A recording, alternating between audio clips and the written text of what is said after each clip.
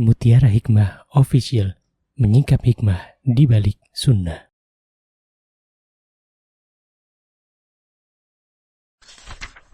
Salurkan donasi terbaik Anda untuk mendukung dakwah Mutiara Hikmah Official. Mau haji yang gak pakai antri? Daftar sekarang, insya Allah 2024 berangkat. Gratis keberangkatan umroh sebelum haji. Dibersamai oleh Ustadz Hanan Yasir dan juga Ustazah Imro'atul Azizah. Buruan daftar sekarang juga, sebelum harga naik.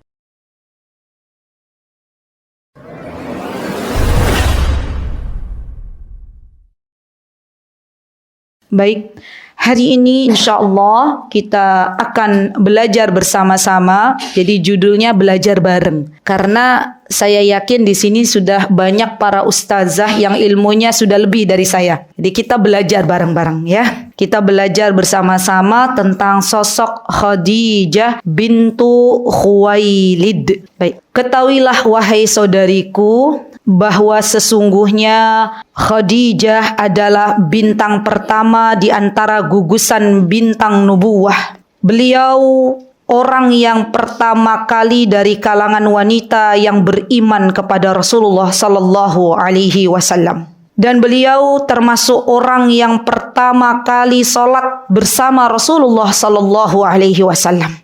Dan beliau Khadijah adalah cinta pertama Rasulullah sallallahu alaihi wasallam.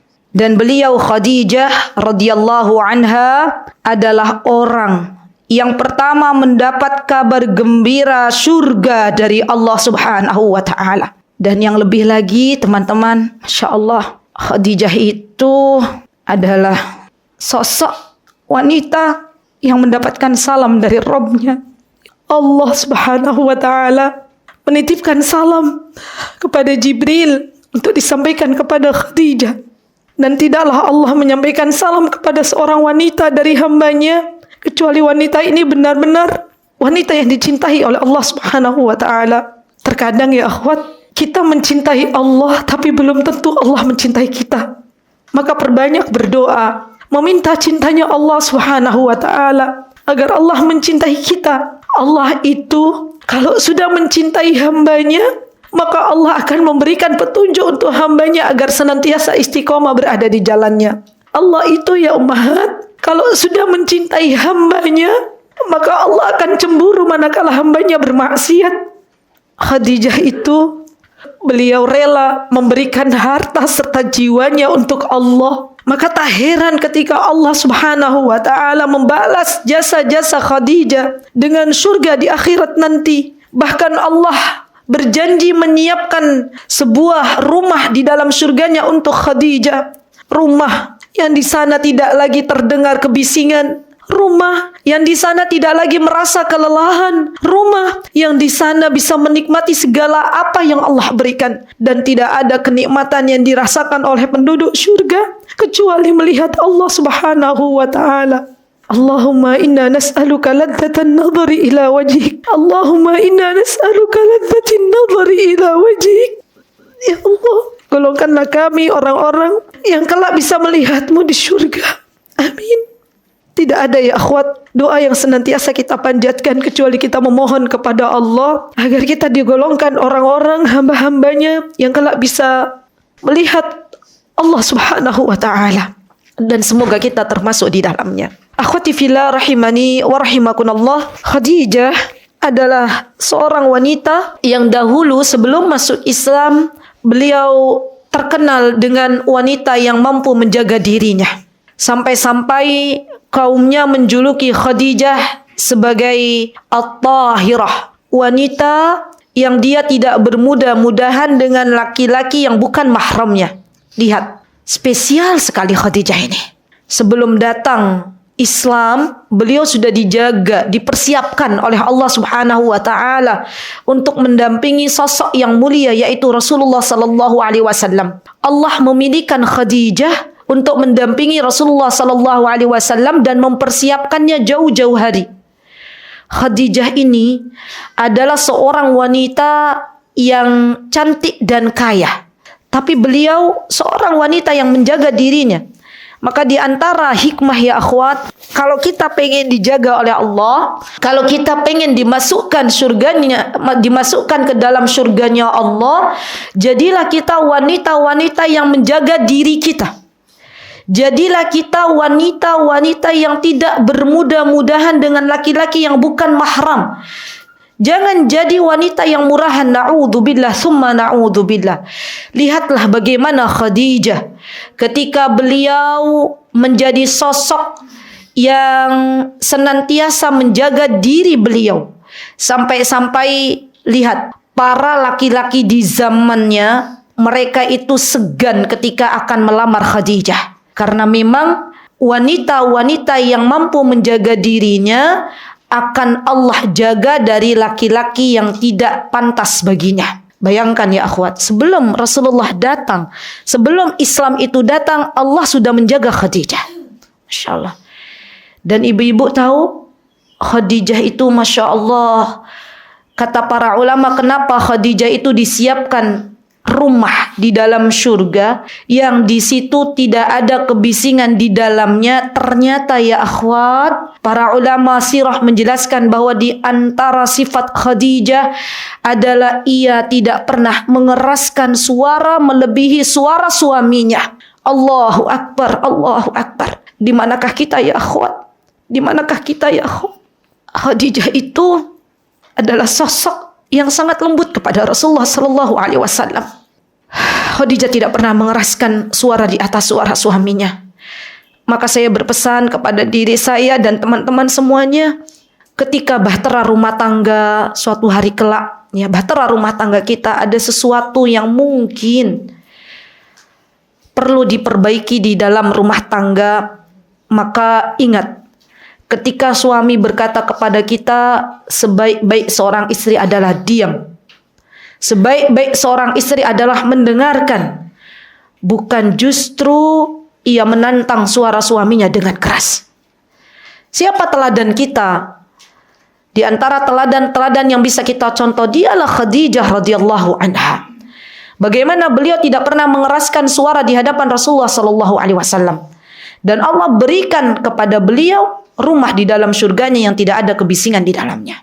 Dan Khadijah ini ya akhwat, beliau masih ada kekeluargaan dengan Rasulullah sallallahu alaihi wasallam. Jadi kalau dilihat dari nasabnya, ya Khadijah binti Khuwailid, Khadijah binti Khuwailid bin Asad bin Abdul Uzza bin Qusay bin Kilab al-Quraisyiyah al-Asadiyah. Jadi Khadijah ini dari Quraisy. Rasulullah dari Quraisy. Berarti istri yang kedekatan nasabnya, istri-istri Rasulullah SAW yang kedekatan nasabnya dengan Rasulullah adalah Khadijah. Kalau teman-teman lihat garis nasab Rasulullah SAW, maka akan bertemu di Qusay, ya, dengan Khadijah radhiyallahu anha. Jadi beliau termasuk sosok bagian dari keluarga besar Rasulullah sallallahu alaihi wasallam. Beliau memiliki kunyah ya akhwat, dengan kunyah yang biasa masyarakat di sana menyebutnya dengan Ummul Qasim. Karena Khadijah dikaruniai seorang putra dalam pernikahannya bersama Rasulullah sallallahu alaihi wasallam. Di antara putranya adalah Qasim, ya. Dan Rasulullah sallallahu alaihi wasallam mendapatkan anak-anak dari Khadijah dan dari Maryah. Dari Khadijah ada Qasim, ada siapa lagi? Abdullah, ada Zainab, ada Ruqayyah, ada Ummi Kulsum, dan ada Fatimah. Dan dari Maryah ada Ibrahim. Ya, ini Masya Allah ya, Khadijah memiliki keturunan yang Allah subhanahu wa ta'ala berikan kepada beliau. Dan Khadijah sebelum menikah dengan Rasulullah sallallahu alaihi wasallam, beliau pernah menikah dengan 2 orang laki-laki.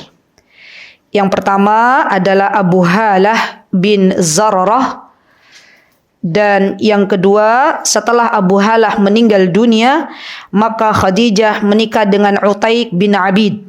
Utaiq bin Abid. Jadi beliau ketika menikah dengan Rasulullah Sallallahu Alaihi Wasallam kondisinya bukan lagi statusnya bukan perawan tapi janda, ya, janda yang berkualitas, janda yang mampu menjaga diri, janda yang berilmu, janda yang memiliki rasa malu. Baik. Saya kira sudah ada warning waktu 5 menit lagi gitu ya. Jadi saya kemarin ngisi di mana ya? Saya baru bicara gitu. Sadar nanti diperbanyak pertanyaan katanya gitu ya. Baik. Kan ummahat itu nanti menyiapkan untuk suaminya sholat Jumat kan? Jam berapa biasanya nyiapin sholat Jumat? Kan dan langsung praktek. Khadijah itu ya akhwat, kan katanya ilmu yang bermanfaat langsung dipraktekkan. Nih, Khadijah itu adalah sosok wanita yang beliau menyiapkan segala keperluan Rasulullah Sallallahu Alaihi Wasallam.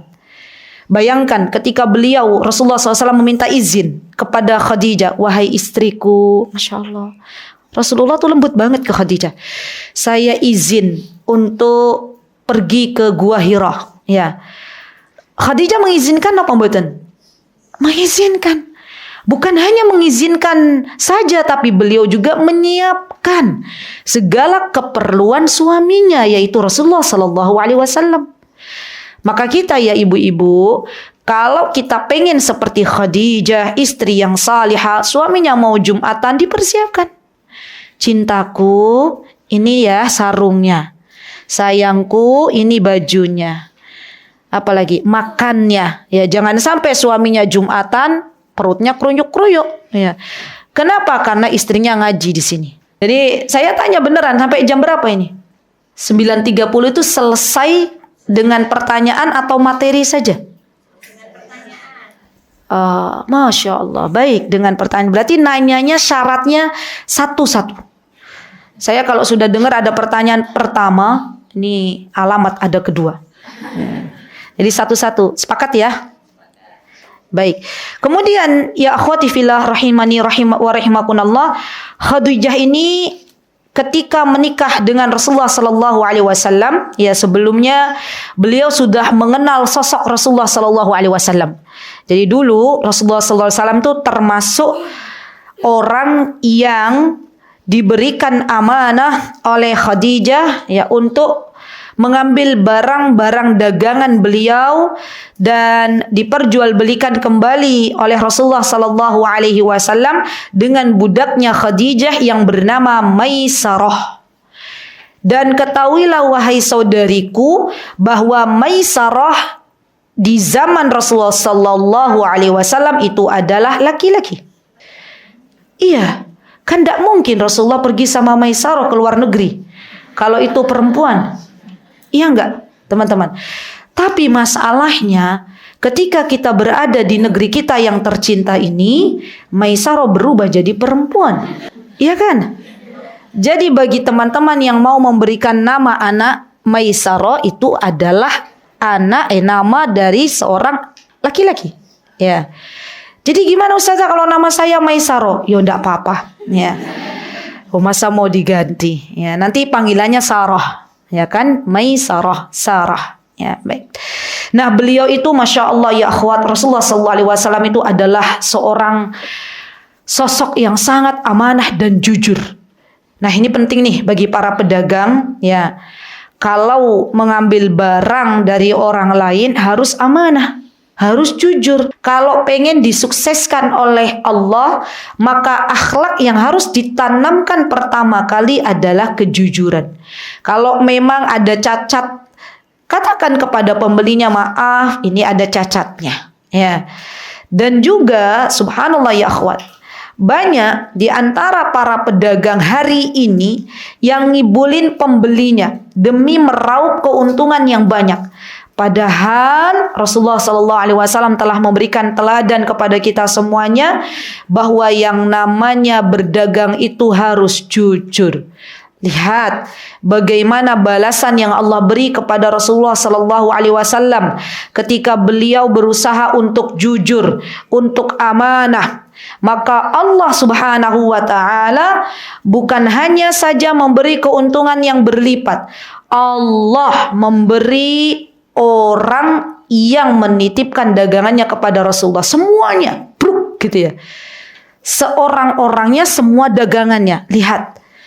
Jadi pesan saya ya akhwat, jangan pernah tertipu dengan sesuatu yang tidak halal. Bersegeralah untuk meninggalkan sesuatu yang haram, karena barang siapa yang meninggalkan sesuatu yang haram, maka Allah akan menggantikan dengan sesuatu yang lebih baik. Jadi Rasulullah SAW waktu itu beliau bertahan dengan kejujurannya, dan Allah beri, Masya Allah, apa yang Allah beri? Tuannya. Allah beri Khadijah radhiyallahu anha, Masya Allah. Dan kisah ya cinta pertama Rasulullah SAW dengan Khadijah itu kalau saya jelaskan di sini nggak habis satu sesi kajian ya akhwat. Rasulullah itu ya sosok yang beliau benar-benar menjaga diri. Khadijah juga demikian. Khadijah ketika beliau pertama kali mendengar akhlak Rasulullah SAW, maka beliau sudah mulai terpesona dengan akhlaknya. Bukan dengan wajahnya, bukan dengan ketampanannya. Dan ini hikmah untuk kita bisa ambil ya akhwat. Kalau ada di antara teman-teman yang mau menikah atau menikahkan anak-anak perempuan, maka yang pertama kali harus kita lihat adalah agamanya, akhlaknya. Jadi ini bukan hanya masalah hafid Quran 30 juz, tapi juga akhlaknya harus dilihat. Ada banyak ya orang-orang di luar sana yang hafal Al-Quran 30 juz, tapi afwan, mohon maaf, akhlaknya tidak mencerminkan apa yang ada di dalam Al-Quran. Karena Khadijah dulu ketika memilih Rasulullah SAW, yang pertama kali dilihat adalah akhlaknya. Dan ketika beliau sudah mulai terpesona dengan akhlak Rasulullah SAW, maka beliau berkata kepada temannya yang bernama Nafisah.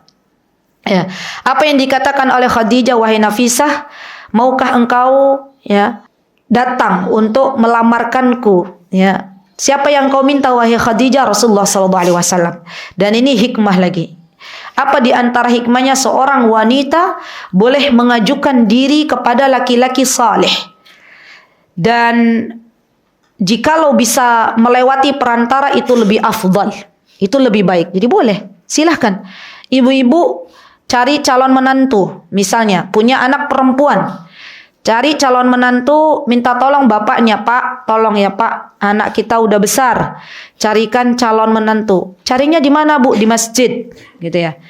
Bapaknya sholat subuh, bapaknya sudah mulai nitenin. Wah ini kok anak laki-laki ini kok solih, gitu ya. Tiap hari datang, pas saya datang ke masjid sudah datang duluan. Ya, Masya Allah. Sudah langsung, bapaknya bilang, nak, bapak punya anak perempuan. Mau ndak nikah dengan anaknya bapak? Boleh. Ya.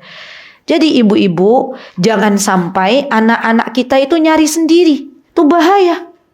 Apa yang mesti kita lakukan? Yang mesti kita lakukan adalah carikan. Ya.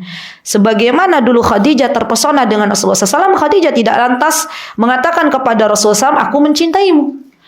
Beliau melewati Nafisah terlebih dahulu, dan Nafisah kemudian beliau menyampaikan pesan dari Khadijah binti Khuwailid radhiyallahu anha.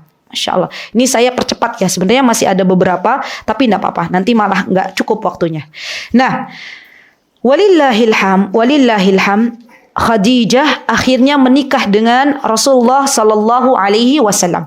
Dan ini pernikahan yang Allah Azza wa Jalla berikan keberkahan di dalamnya. Dulu Rasulullah Sallallahu Alaihi Wasallam ketika menikahi ibunda Khadijah, beliau usianya 25 tahun. Nah, jadi laki-laki itu sebenarnya sudah cukup waktu. Kalau usianya 25 tahun sudah cukup waktu untuk bisa menikah. Dan Rasulullah SAW juga beliau sudah bisa mencari nafkah. Ya. Sejak kapan Rasulullah SAW beliau mencoba untuk belajar jualan? Sejak usia beliau belasan tahun. Jadi di dalam Islam ya akhwat, sebenarnya untuk anak laki-laki usia kira-kira 15 tahun tuh seharusnya sudah nggak minta lagi sama orang tuanya. Biarkan dia belajar dagang, biarkan dia belajar mencari nafkah. Kenapa? Karena ia yang akan bertanggung jawab kepada keluarganya. Coba di kita teman-teman, punya anak laki-laki usia 15 tahun ibu-ibu. 15 punya? Iya. Kira-kira sudah mandiri cari uang atau masih minta ke kita? Ada yang salah dalam pendidikan kita. Betul. Ada yang salah dalam pendidikan kita. Karena kalau kita mengikuti apa yang Rasulullah SAW telah contohkan, anak-anak usia 15 tahun itu harusnya sudah mandiri. Terutama anak laki-laki. Saya pernah jumpa dengan salah satu pelajar dulu di Yaman. Mereka itu berangkat bertiga. Tinggal di Australia tapi aslinya orang Indonesia. Udah lama di Australia. Mereka bertiga, 2 ikhwan, ya kakak-kakaknya ikhwan, 1 perempuan. Berangkat ke Yaman, saya ngobrol dengan yang perempuan, dengan adiknya itu, sudah besar adiknya. Kemudian dia bilang bahwa di Australia itu anak-anak usia SMA sudah bekerja. Kerjaannya apa, Bu? Nyuci piring di restoran, ngecat rumah, nunggu toko, yang penting kerja. Dan gak ada lagi, kata beliau, di sana itu anak-anak laki-laki SMA masih minta uang ke ibunya.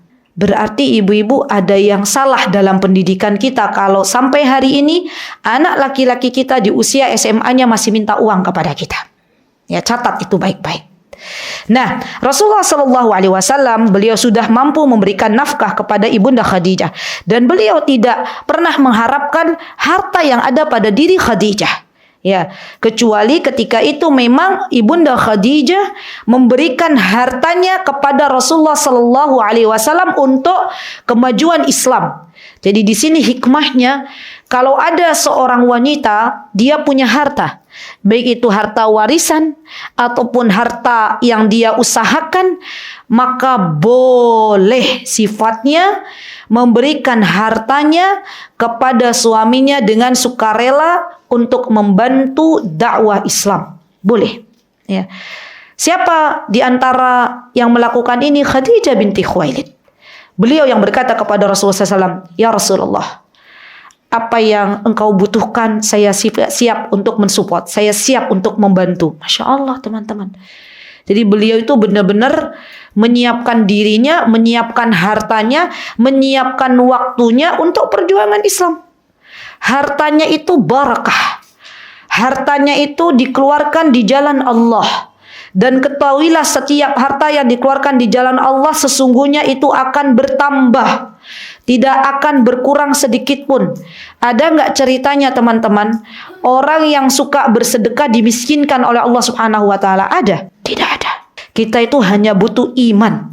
Hanya butuh yakin seyakin-yakinnya dengan janji-janji Allah Subhanahu wa Ta'ala. Baik, kemudian Khadijah, Masya Allah ya, beliau termasuk seorang yang sangat luar biasa memuliakan Rasulullah Sallallahu Alaihi Wasallam.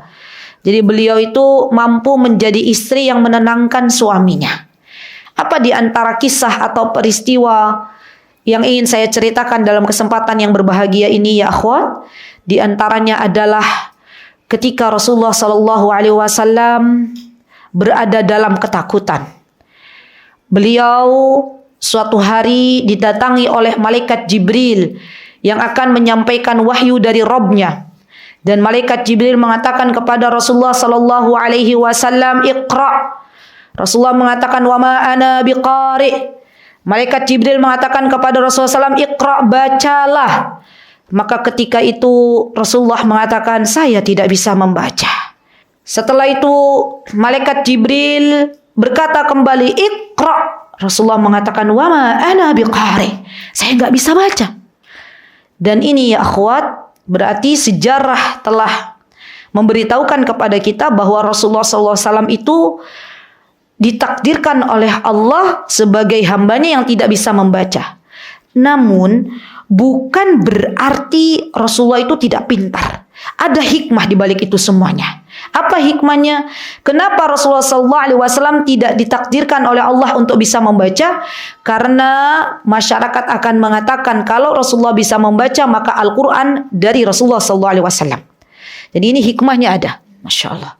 Dan teman-teman tahu, ibu-ibu tahu, ketika Rasulullah SAW dalam keadaan gemetaran, dalam keadaan ketakutan karena baru pertama kali dilihatkan dengan sosok malaikat Jibril yang sebenarnya. Dan malaikat itu, teman-teman, kita yakini bahwa malaikat itu punya sayap. Kita harus imani, ya. Dari mana kita tahu dan harus kita imani bahwa malaikat itu memiliki sayap? Dari kabar yang dibawakan oleh Nabi kita Muhammad sallallahu alaihi wasallam. Dan ketika itu Nabi kita Muhammad SAW pulang ke rumah. Nah, ini dibayangkan coba peristiwanya. Suami dalam keadaan ketakutan, dalam keadaan bingung gitu ya. Terus beliau pulang ke rumah, meminta kepada istrinya, Zammiluni, zammiluni. Tolong selimuti aku sampai gemeteran. Apa yang dilakukan Khadijah? Diselimuti Rasulullah. Coba ibu-ibu, kita nih sekarang, suami kita pulang ke rumah dalam keadaan ketakutan, berkeringat dingin, terus minta ke kita, istriku mana selimut, tolong selimuti. Jujur, sikap kita langsung ambil selimut atau kita kepo duluan? Mana ibu-ibu? Kepo duluan? Apa Ummu Hafsah biasanya, Ustazah Ummu Hafsah biasanya bilang apa ke suaminya? Cin gitu ya. Cintaku ada apa di jalan gitu ya. Jadi ya Allah, ini PR untuk kita. Suaminya bilang istriku lapar, kita nanya dulu, emang belum makan gitu ya. Khadijah tuh ya Allah ya, gimana Masya Allah ya, nurut gitu loh. Ini sifat wanita solihah itu nurut. Kan Rasulullah SAW pernah beliau memberitahukan kepada kita apa sifat wanita salihah, kalau diperintahkan oleh suaminya maka dia mentaati selagi perintah tersebut tidak bertentangan dengan syariat. Jadi Khadijah tuh diem dulu tuh. Tolong ambilkan selimut, zammiluni, selimuti aku. Ya udah, Khadijah nurut perintahnya Rasulullah, selimuti beliau. Setelah keadaan suaminya tenang, ya akhwat, sudah tuh, baru suaminya cerita, tadi tuh begini. Enak kan teman-teman? Ya Allah, berarti kita tuh sepertinya kita banyak dosa ya ke suami kita ya. Suami baru pulang dari luar, boro-boro kita ngasih makan, bikinkan kopi, bikinkan teh kesukaan mereka. Kita langsung interogasi suami kita ya. Kenapa datangnya terlambat? Dari mana aja? Ya Allah. Jadi PR, tulis ibu-ibu. PR. Sepulang nanti, ya PR. Kan katanya ilmu tuh harus bermanfaat. PR. Sepulang nanti ibu-ibu yang masih punya suami, kan ada juga mungkin yang sudah nggak ada suaminya, yang masih ada suaminya, PR. Nanti kalau kondisi suaminya di luar rumah, ya mau pulang ke rumah chat dulu, Cin, ya mau dimasakin apa, mau dibikinkan minuman apa. Kan kadang suami tuh punya keinginan sendiri gitu loh. Istriku mau air hangat aja, air putih. Alhamdulillah suamiku orang minimalis gitu ya. Ya sudah, kita nggak usah macam-macam.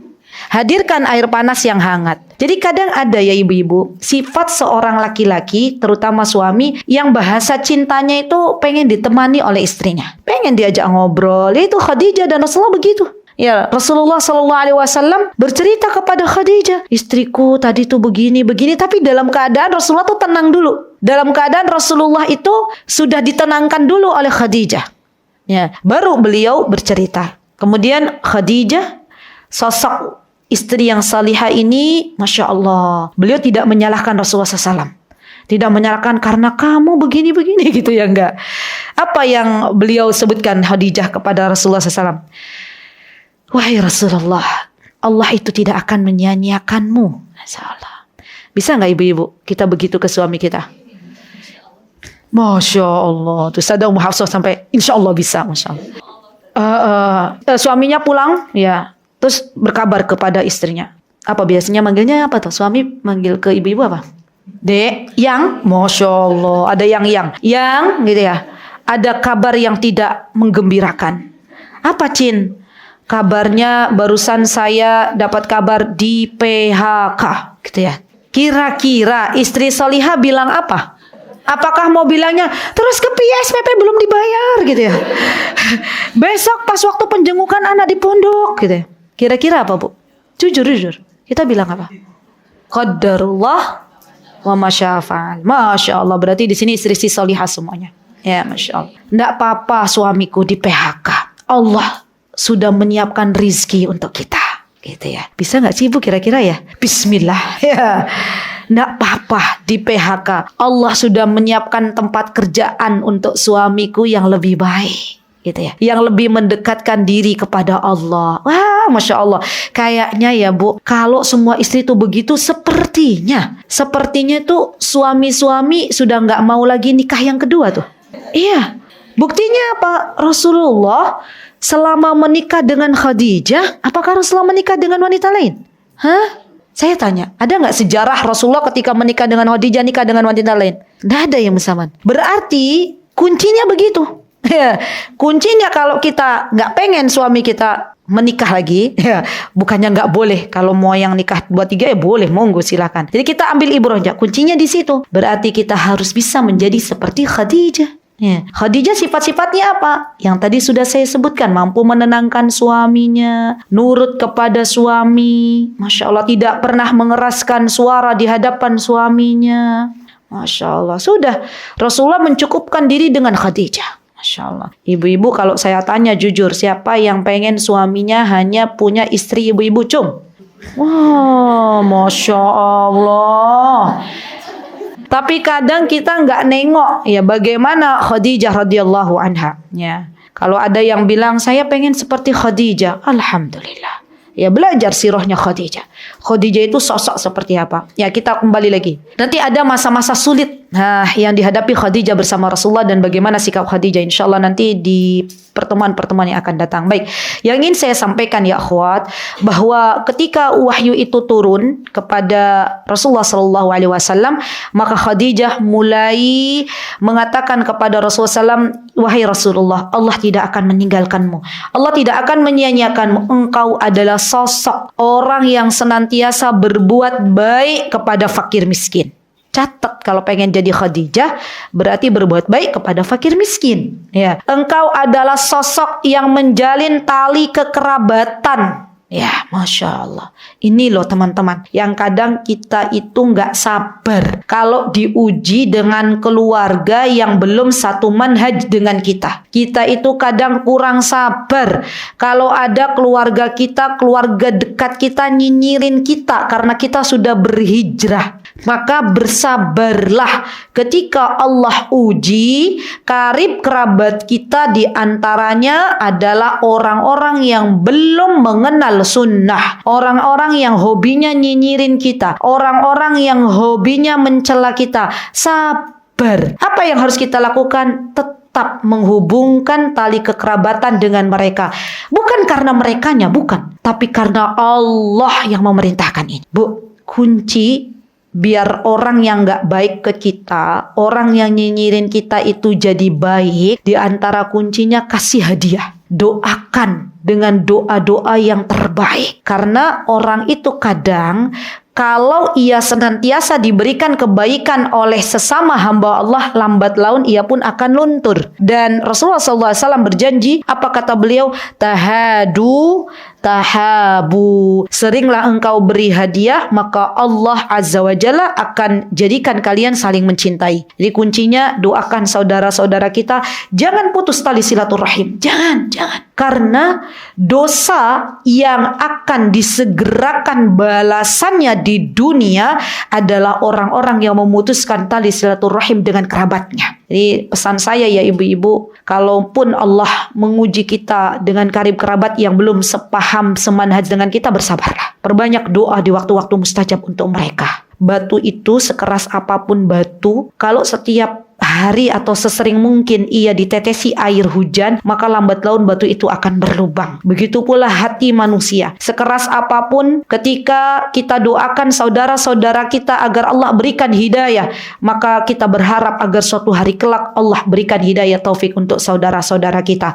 Semoga Allah Subhanahu wa taala memberikan kepada kita karunia ya saudara-saudara yang diberikan hidayah oleh Allah untuk bisa mengenal sunnah ini. Semoga Allah Subhanahu wa taala menjadikan kita istri yang salihah. Semoga Allah Subhanahu wa taala menjadikan suami-suami kita salih seperti Rasulullah sallallahu alaihi wasallam, dan semoga kita semuanya senantiasa ditolong oleh Allah Subhanahu wa taala untuk menjadi wanita yang mampu untuk menjaga dirinya. Wallahu taala a'lam. Jazakunallahu khaira atas kehadirannya. Kesempurnaan hanya milik Allah Subhanahu wa taala dan kekurangan milik saya pribadi. Saya mohon maaf yang sebesar-besarnya. Semoga Allah Subhanahu wa taala memberikan kesempatan kita untuk bisa berjumpa kembali. Aqulu qauli hadza wastaghfirullah li wa lakum wa akhiru da'wana anil hamdulillahi rabbil alamin. Assalamualaikum warahmatullahi wabarakatuh.